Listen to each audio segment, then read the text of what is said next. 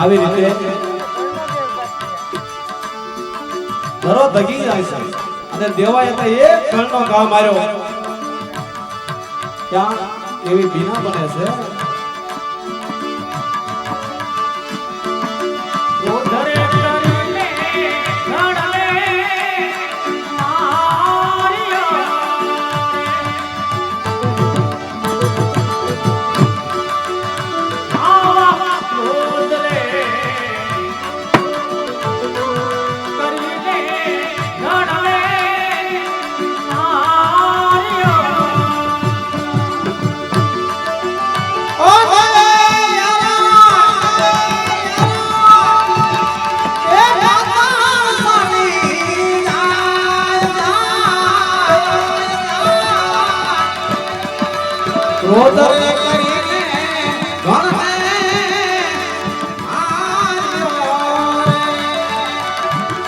આવી રીતે જ્યાં ક્રોધ કરી અને દેવાએ તે ઘરનો ઘા માર્યો છે અને એક જ ગાયે જે દેવતણકી બાપાની એરણ હતી એરણ પાતાળમાં ચાલી જાય છે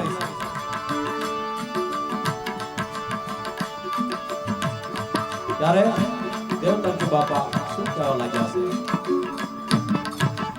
ઓય હુઈ હુ ના પડતો તો લ્યો અમારી તો એરણ ગઈ પતાળમાં આમ નો હોય ભલા મણા આમ નો હોય જોયું હું જોયું અમારી એરણ ગઈ ખબર પડી લ્યો આ દેવાય શું ચીજ છે ખબર પડી હવે અમારે તો માગવા જવાની એ ઘણના ઘાયે તો યારાના હાથના પાટા લાખી દીધી જોયું હું હવે એરણ ગોતો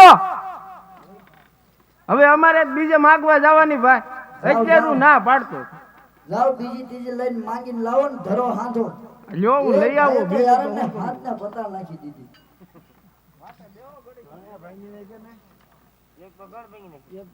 આવી રીતે ત્યારે લીલણભાઈ આજ દેવાયત પંડિતને શું કહેવા લાગ્યા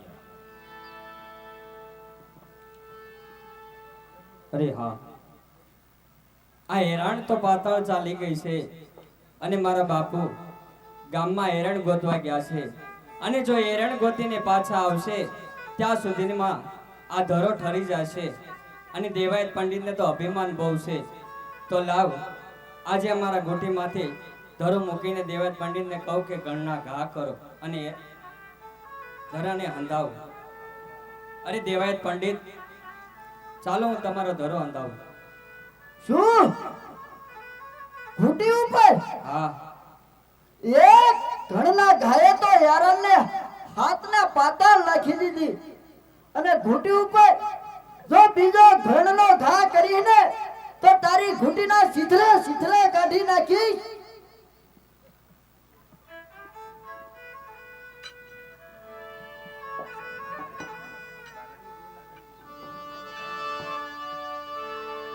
આવી રીતે લીલણભાઈએ ધગધગતો ધરો એમની ઘોટી ઉપર મૂક્યો છે અને દેવાયતને કહેવા લાગ્યા છે પણ લીલણભાઈ શું કહેવા લાગ્યા છે અરે હા દેવાયત કરો ગણના ઘા ત્યારે દેવાયત ઘોટી ઉપર ગણના ઘા કરે છે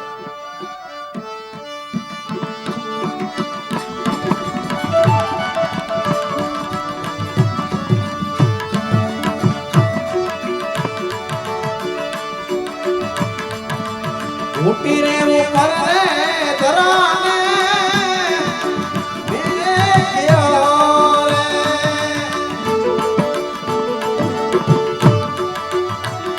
આવી ઘોટી રે હે ઉપર રે ધરાને મેં કયો રે અરે હા હા દેવાયત પંડિત ઘા કરતા પહેલા વિચાર કરજો હું દેવલ દે નથી ઘોટી રે ઉપર રે ધરાને આ દિયો આ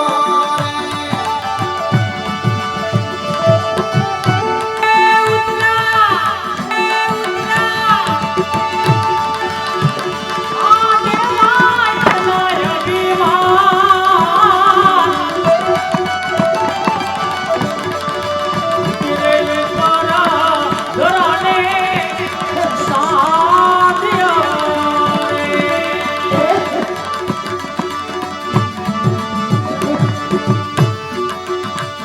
સાંભળતા દેવાયત લીલણબાઈના પગમાં પડી જાય છે.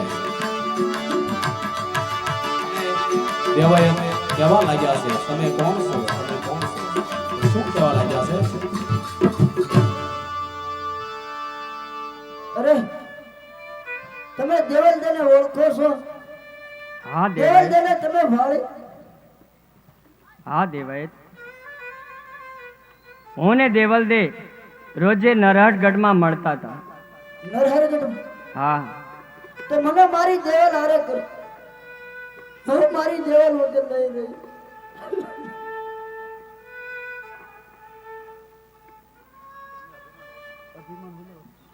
અરે દેવાયત પંડિત, તમને બહુ તમારું અભિમાન વધી ગયું છે, તે માટે દેવલદે તમને નહીં મળે.